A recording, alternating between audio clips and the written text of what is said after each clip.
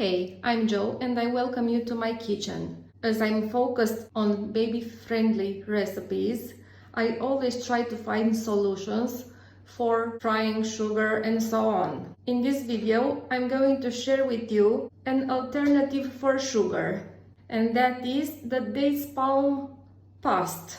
For this you need 100 grams of dates palm and some water.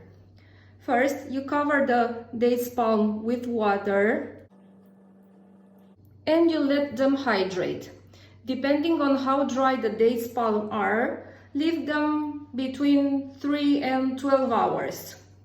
Enough waiting. Now let's make the dates palm paste.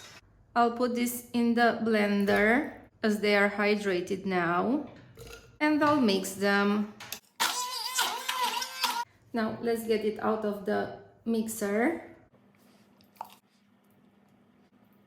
Also, what you need to know is that out of 100 grams of dates palm and water, I have 150 grams of dates palm paste. Enjoy it as it is, as it's very healthy, and use it in other recipes. Subscribe to my channel and keep in touch. Take care. Bye.